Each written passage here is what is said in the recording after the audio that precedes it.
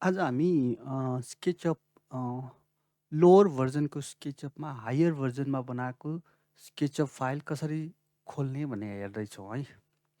अब यो मेरो 2019 को 2019 स्केचअप हो होइन। अब मैले भर्खरै 3D वेयर हाउसबाट एउटा मोडेल डाउनलोड गरेको थिएँ। ओके, यो चाहिँ मोडेल CS44 भन्ने मोडेल हो।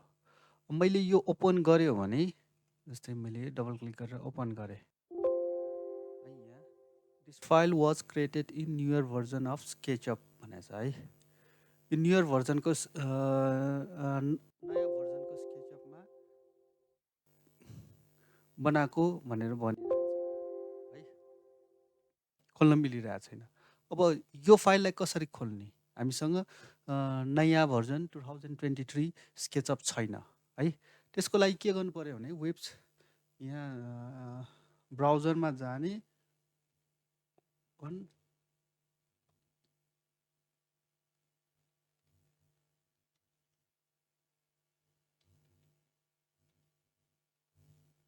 SketchUp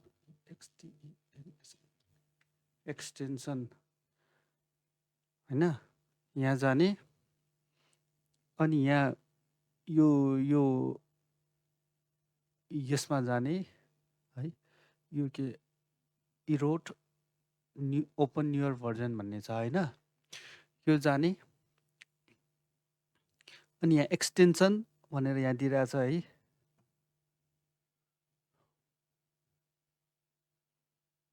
ओके, अब यसको लागि मेरोमा डाउनलोड आएको छ, तपाईँकोमा साइन इन टु डाउनलोड भनिरहेछ, त्यसको लागि साइन इन गर्नुपर्ने हुन्छ है। मेरो अलरेडी डाउनलोड गरिरह भएर अब म यसलाई डाउनलोड गर्छु, डन है, डाउनलोड हुँदैछ।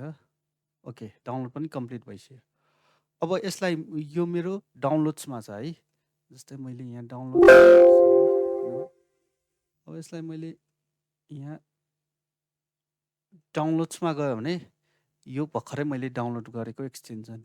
अब यो एक्सटेन्सनलाई म के गर्छु भनेपछि स्केचअपमा जान्छु, विन्डोज एक्सटेन्सन म्यानेजरमा जान्छु अनि यहाँ इन्स्टल्स एक्सटेन्सन भन्ने छ है, हाम्रो यो सुरुको यही भयो, अघि न डाउनलोड गरेँ, देन ओपन भयो। अब यो यहाँ इन्स्टल भएको हुनुपर्छ, यहाँ इन्स्टल भइसक्यो है।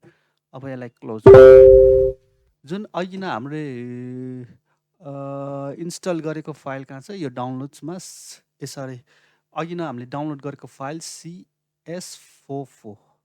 अब यसलाई हामीले खोल्छौँ है, ओपन, यहाँ ओपन न्युयर भर्जन भनेको छ, अघि न हामीले डाउनलोड गरेको फाइल यही भयो, ओपन है। अब ओके, उसले चाहिँ यो SU 19 भनेर ब्राकेट दिएको छ, यो चाहिँ 19 भर्जनमा उसले सेभ गर्न खोजेको फाइल कहाँ सेभ गर्ने भनेर लोकेसन खोजेको हो। मैले अहिले यसलाई डेस्कटपमा ल्युमिन भनेर राखेँ होइन, SU 19 भनेर ब्राकेटमा जे छ त्यही राखेँ, सेभ है। ओके, यसरी फाइल खोल्यो है। अब यो अलरेडी सेभ भइसकेको छ, अब हामीले यसलाई क्लोज गरौँ, क्लोज गरौँ। अब हाम्रो सेभ भएको फाइलमा हुनुपर्छ, सेभ भएको फाइल यहाँ छ। यसरी हामीले पुरानो भर्जन नयाँ भर्जन एउटै स्केचअपमा खोल्न सकिन्छ है। यसको लागि नयाँ लेटेस्ट भर्जनको स्केचअप सफ्टवेयर चाहिँ हामीलाई चाहिँदैन।